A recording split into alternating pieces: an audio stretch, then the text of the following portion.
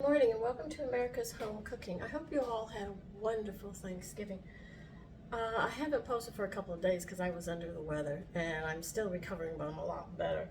I didn't think you wanted to see me sit there and cough through the videos. Okay, what we're making today is a potato poppy rolls. They are delicious. If you don't try any other rolls, you should really try these. They are great. They're excellent with steak. They're excellent with pork. They're excellent with just about anything. And if you want to make them into a sandwich, I have to say, it's well worth it. Okay, so let's get started since I'm going to be a braggadocious about this. I make it all the time. It's just one of my favorites. In here, in a large bowl, remember we need these ceramic bowls, these heavy ones, so the yeast can rise. We are going to add a tablespoon of sugar.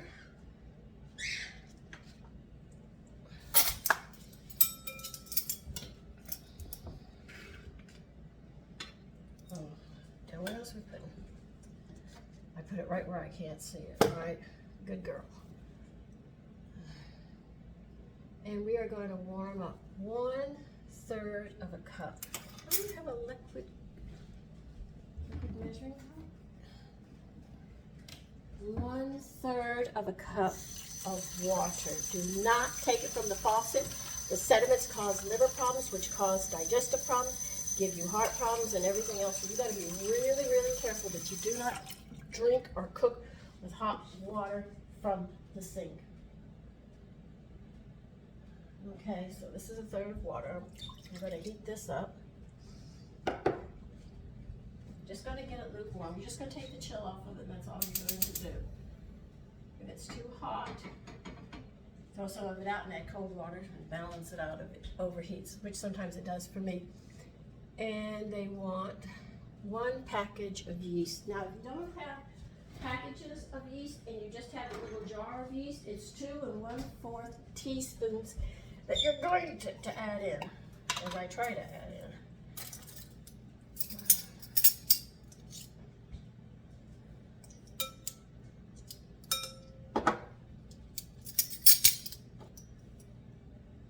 I have to admit to you, I love to bake. I would be this big if I didn't contain my weight. I just love baking.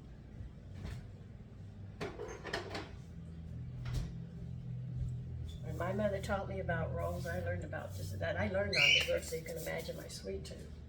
I have to be very, very careful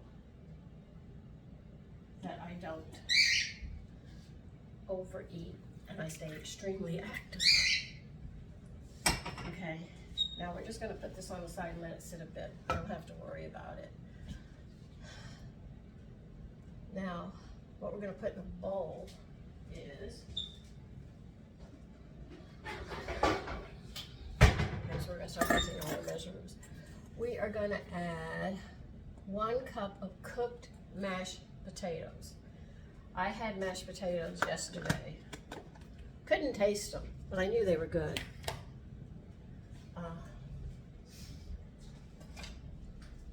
This morning I was questioned by my sons, "Mommy, can you taste now?"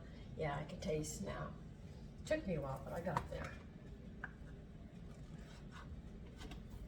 So we had mashed potatoes yesterday, so I'm just going to use what I had yesterday. And I do leave the peelings on them. I just dice them real small after I scrub them.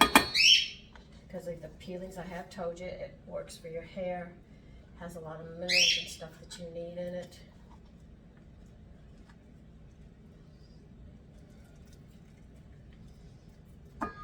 So it's got a lot of good things that you need in it.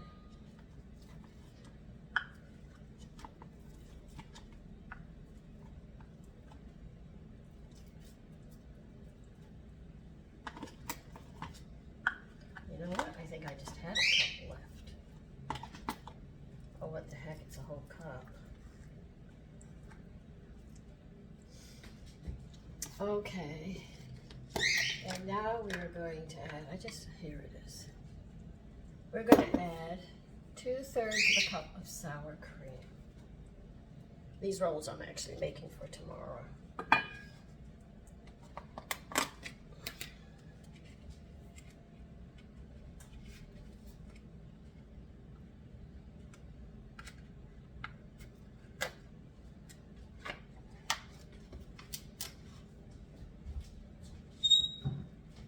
should see bubbling starting on your yeast. Now, how much did I say? 2/3 of a cup of sour cream.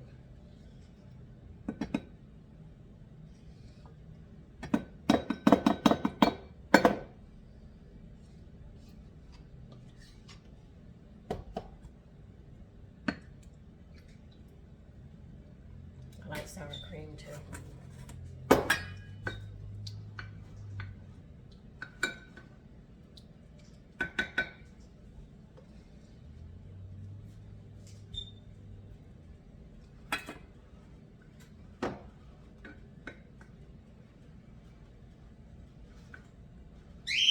The beauty about your food being so rich when you make it at home, you don't eat as much.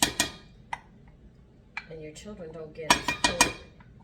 It's like they eat and then they want more food. They don't need it then, because they have everything they need. I don't need that again. All right, we need 1/4 of a cup of butter melted. Now that is 4 tablespoons if you make, wait a minute, if you're making processed butter, modified butter, I mean, not processed. What am I talking about? So if you have modified butter, it's 4 tablespoons. Okay, where I put that saucepan.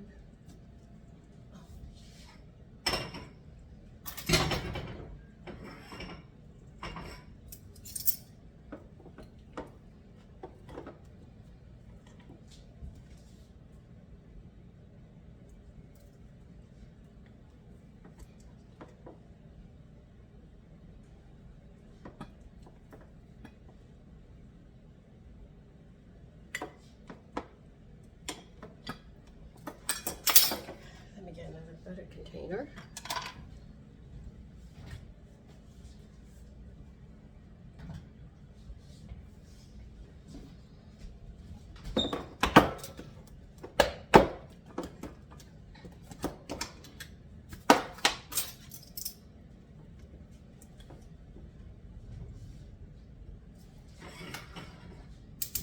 I'm going to melt this butter.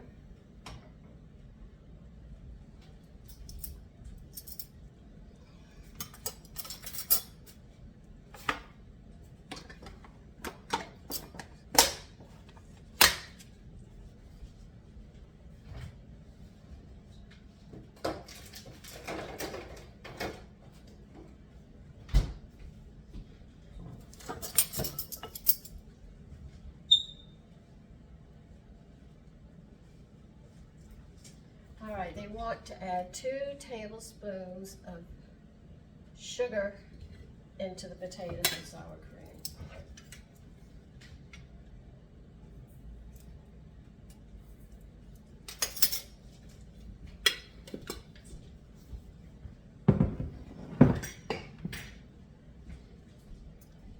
And salt, we are going to add 2 teaspoons of salt.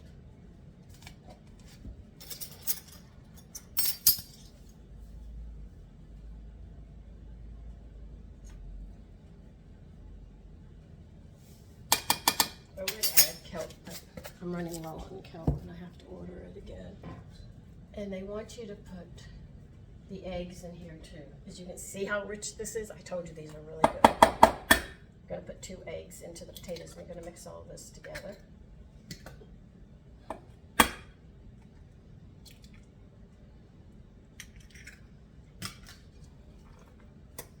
Waiting for the butter, we'll add the butter to this as well.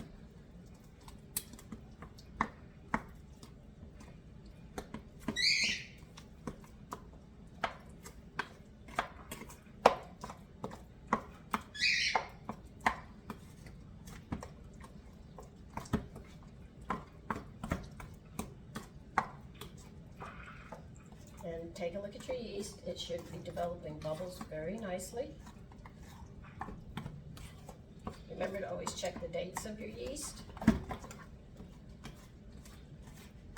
make sure you keep them in the proper space, close to where the butter department is in your refrigerator. Anywhere else will kill it.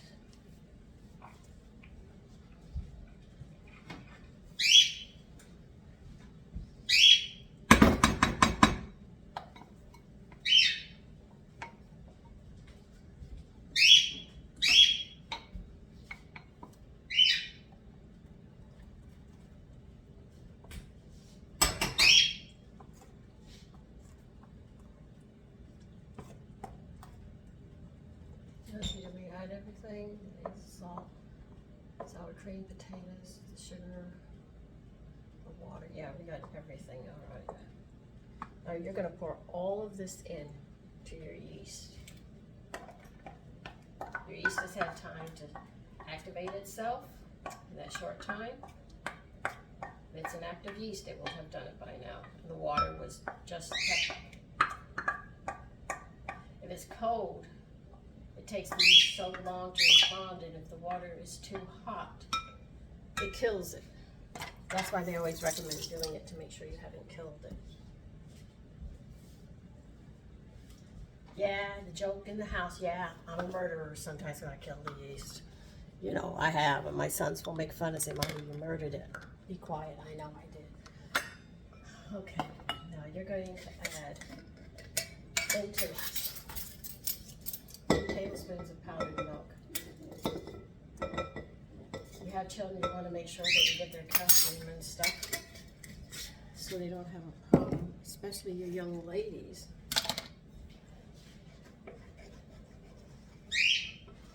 Boys. All right, now they want 4.5 cups of all-purpose flour. I know rolls and bread are supposed to be made with bread flour, but I am going to add 1 cup of whole wheat because I want to make this more nutritious than what it is. But it won't affect the flavor to the point that it won't work. Now the rest is going to be all-purpose.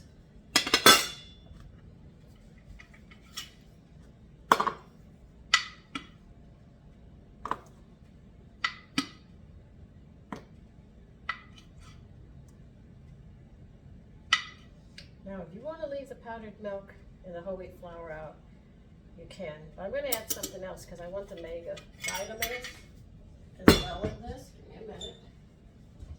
I know it won't affect the flavor, but I'm going to use them. If you can't find them, you can sit there and use flaxseed tea seeds as well. Let me get another jar. I don't have none of those.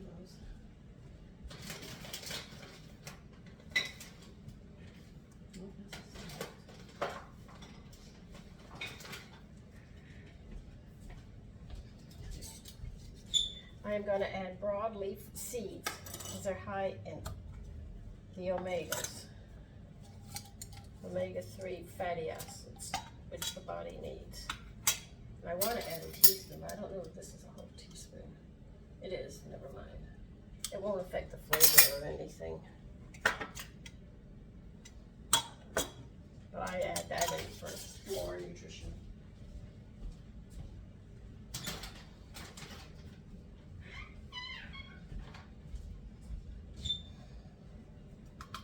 So 2 cups of flour in here.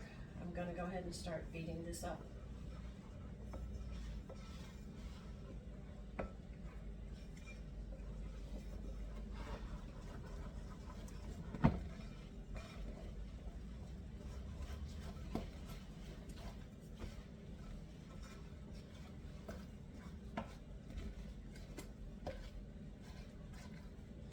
Flax leaf seeds have the same thing as broadleaf plantain seeds have. If you can't harvest those, you can go to the store and buy flaxseed. They call it linseed seeds, and I know it is flaxseed. And as long as you don't cook them in the tea or anything, you have them in the bread, they're just like little seeds, and they just break down easy, so you don't have to worry about them. That's why I put them in that stew that I made. When I run out of those, I'll move to flaxseed and start adding it to things that I need.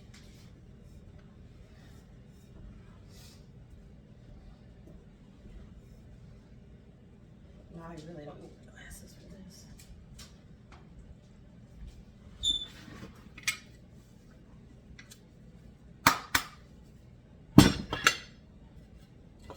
I make bread so much in the house I don't buy it. I mean, if I buy it, it's got to be bagels because I don't have the equipment or the means of making bagels or something like that. Once in a while, I will buy rolls. if I'm pushed and I don't have any bread going for rolls.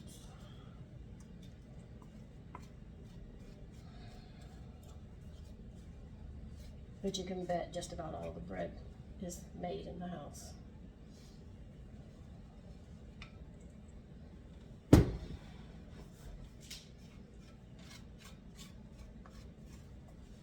If you make too much bread and you're afraid that it's not going to be eaten, wrap it when it's completely cool. Do not wrap it when it's warm. When it's completely cool, straight through. You can wrap it in wax paper and foil and stick it in your freezer. It'll last a long time. So if you make loaves and said, well, my family doesn't eat that much bread, it'll go bad before. You don't have to worry about it. Stick it in the freezer. And you can defrost it overnight while you're sleeping. When you wake up, you've got a fresh loaf of bread.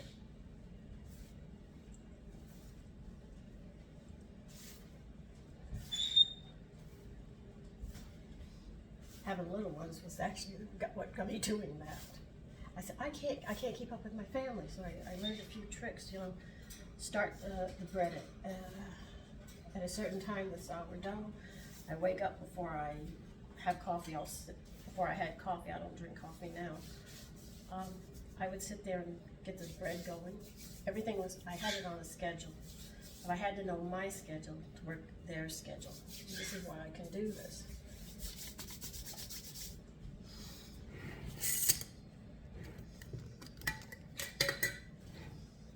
If you have pets and you're feeding them, you know, I have to feed my yeast. So I feed the pets, I feed the yeast, I feed this, I feed that, take care of all of that, and then I take care of myself.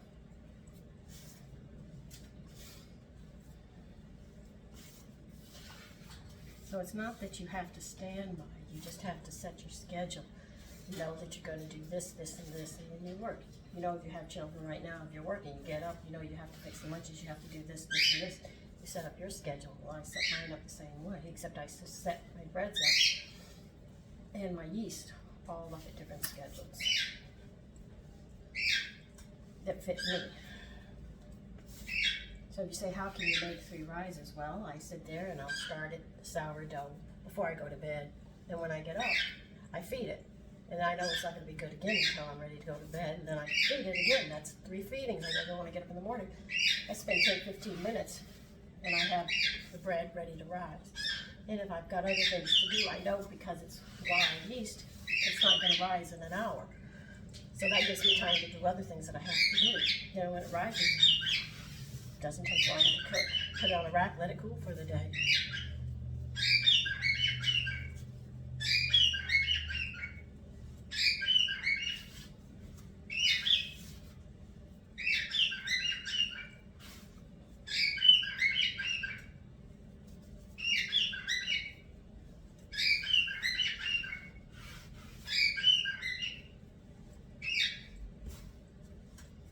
This is going to be a soft dough, very nice soft dough.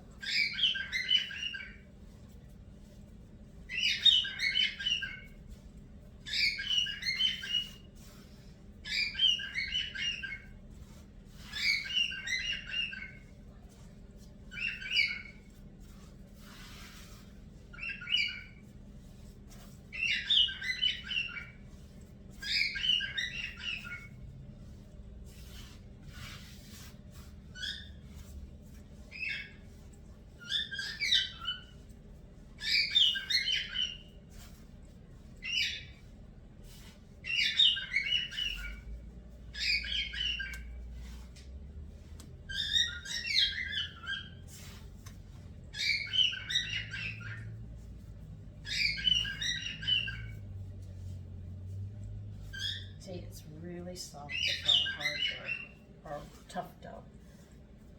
Stiff. You want to call it stiff. This is a soft dough.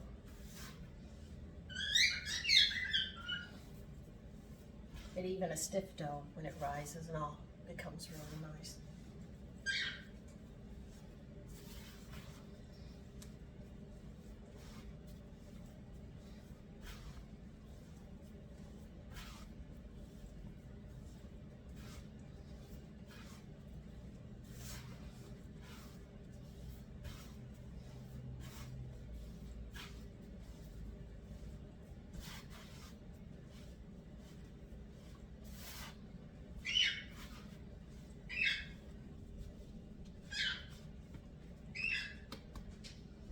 you can clean that bowl out that you had the yeast and flour and stuff in, because they're going to rise in it. Make sure it's nice and warm and use warm water to clean it.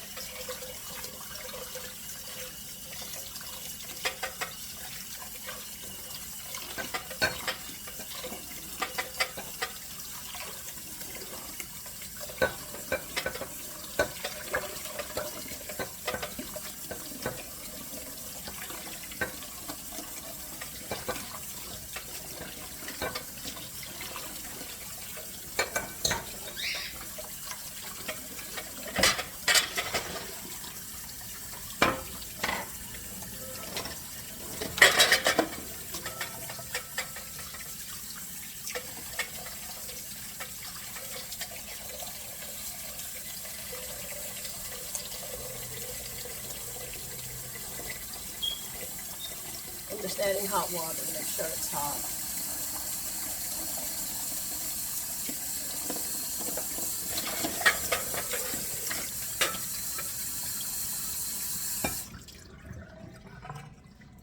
See the steam? That's what you want, a nice hot bowl.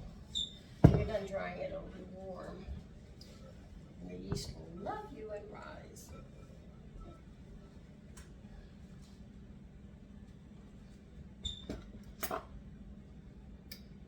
Like I said, put some oil in the pan, the bowl, and grease the sides, the bottom, grease the whole thing on the inside.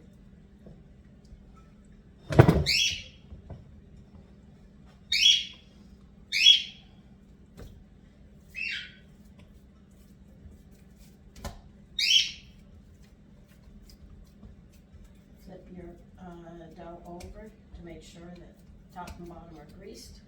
You're going to put towels over this and let it rise in a warm place. And I'll be back when it's done. Okay, the bread is doubled in volume. I'll show it to you. See, it's already doubled. What we're going to do in a small saucepan is put 2 tablespoons of butter in it and melt it.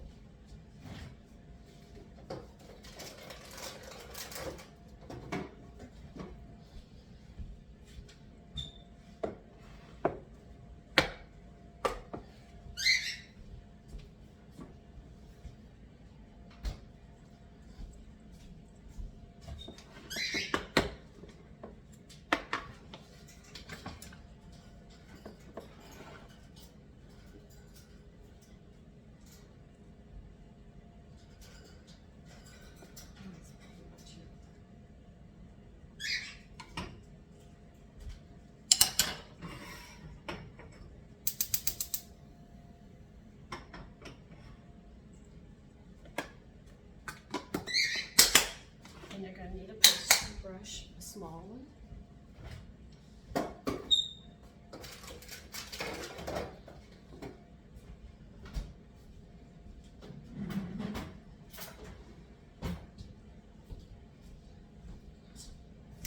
And you're going to need poppy seeds, and you have to grease a 9 by 13.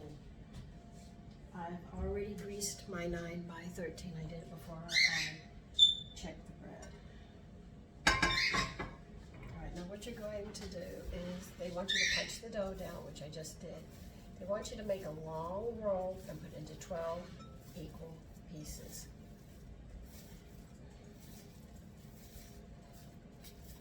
We're going to need a little extra flour because it is a very soft dough.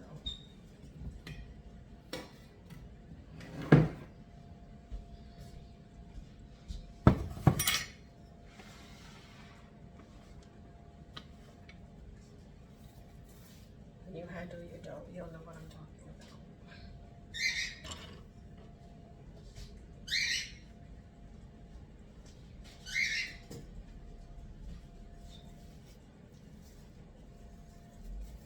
I'll work it just a little bit.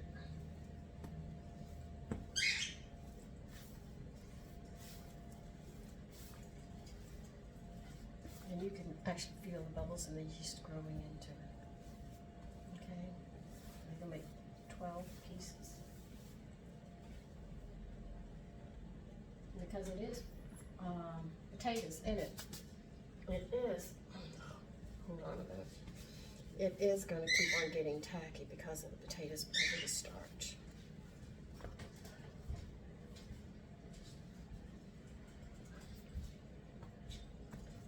Okay.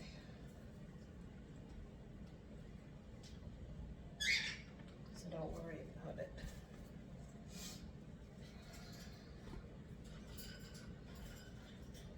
Now I've got 4 pieces, and for each of these I'm going to make 3 balls and lay them in there. I'll start with this one. Try to get them about the same size if you can. If you can't, well, just do the best you can.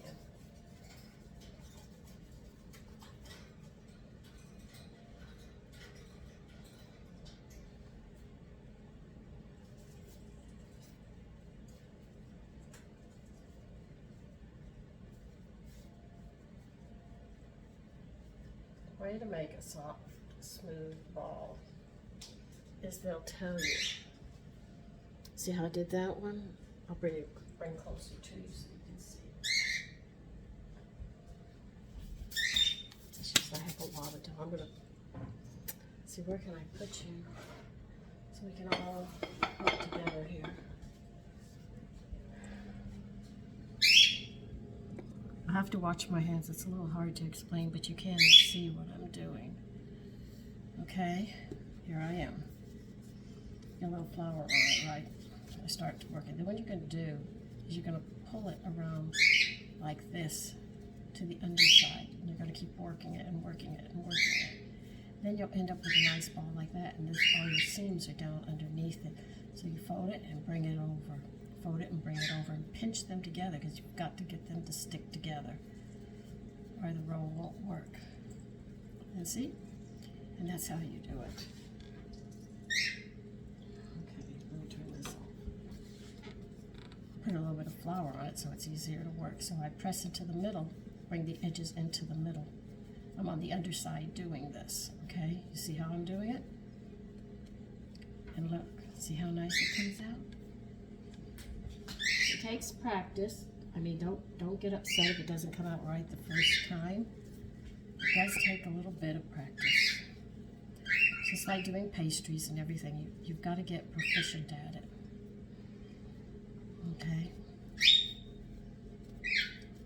So you see that I'm actually pinching it. You bring it in and pinching it and pinching it and keep on pinching it till it finally just sort of sticks. That's how you work it. You just bring the edges around so you can get them in. And then they finally start sticking, right? And there's the top of it. You're going to have it in rolls of 3x4s.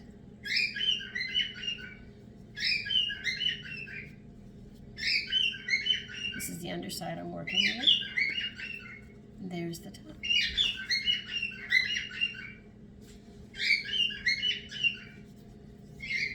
The one's a little tacky, work it a bit, and then start it.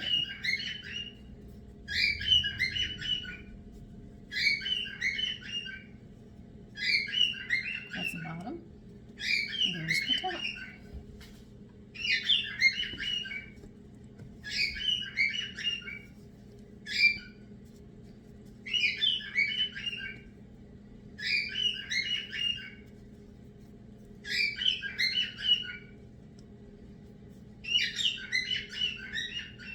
Don't worry, it will stick in time.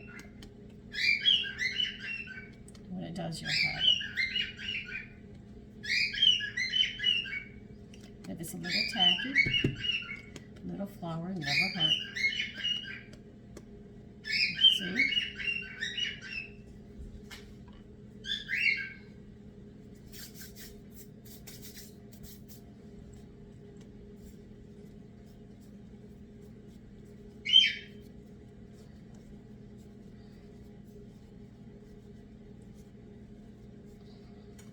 The thought isn't so much that they're perfect, is that you go through the time of doing that, your family will love you.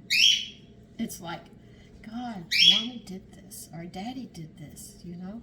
And they're proud of you. My father used to make fun of my mother when she was cooking. It was very hard. She spent all that time in the kitchen, and if she made a mistake, he died laughing. One time she did hash with eggs on top of it. He sang, "The eyes of Texas were upon you." He ended up wearing that dinner. My mother was very upset. It was a very bad argument that night because she had worked very, very hard trying a new dish, and he just made fun of it. So he wore it. So don't ever laugh at anybody who's learning how or doesn't know something. We all don't know everything. Be respectful in that aspect. Help them to understand.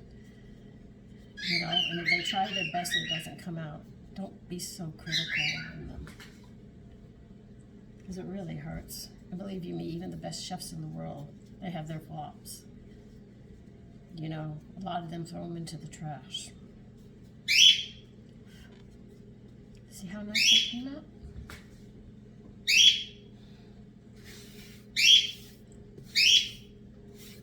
Now, the reason you always see me cleaning the counter like this is because I don't like a dirty oven. And I hate spending the whole day cleaning an oven. So I try to keep things as neat as possible so I don't have to clean it as often. Okay, now here are the potato rolls. Now what you're going to do, you know that butter you melted? Now we're going to put it to use. You're going to brush these. You're going to brush them down with butter. You don't have to press hard.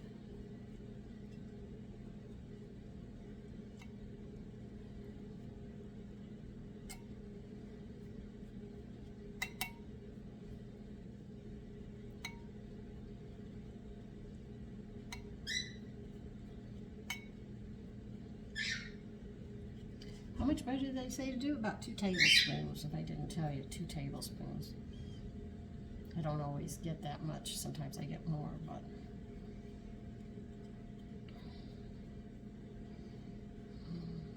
anyway, I can always heat up more if I need more. Just melt it. So as you can see, these are very delicate, but they are so good. I can't wait for tomorrow to have them. And what I'm going to serve them with a pork roast, and I'm going to make a gravy with it. I haven't decided what vegetables I'm going to serve with it yet. I won't serve a salad because I don't have any more salad. I ran out of that. If you have any cranberry sauce left, that would go very well. Believe it or not.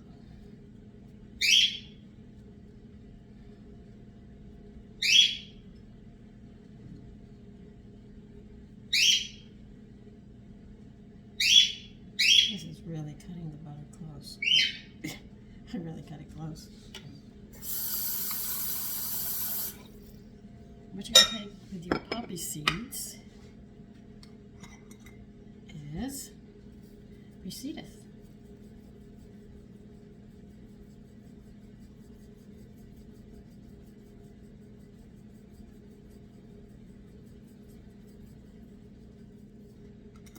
Now we are going to go let them rise again.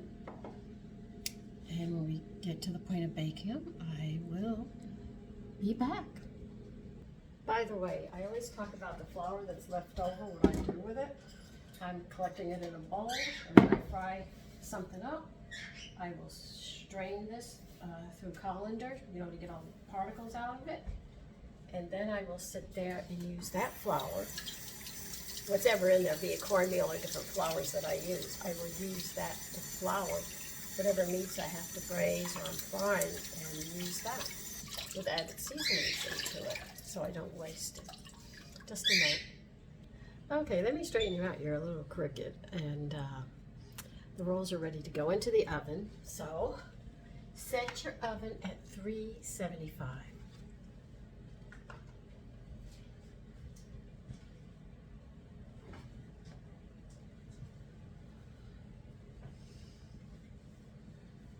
I have lots of little towels in the kitchen. I use them all the time.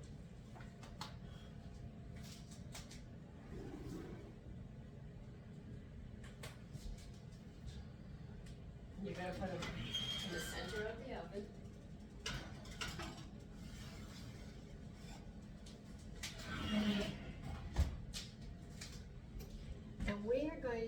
him for 20 minutes.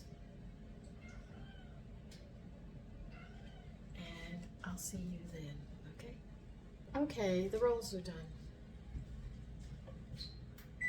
I can smell them. I know when they're, like I said, I love these things.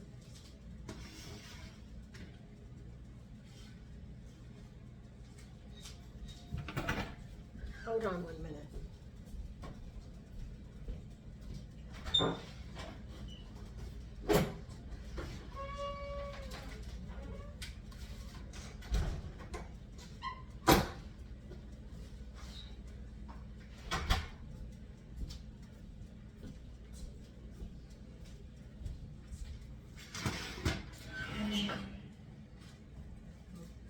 Bring them over. See how much they rose? They are a beautiful roll. Whoever created this recipe really knew what they were doing. I really hope you try this recipe and try making them. Listen, I've been doing a lot of videos. If they help you and you learn something, by all means, please subscribe to let me know. And take care and have a lovely day.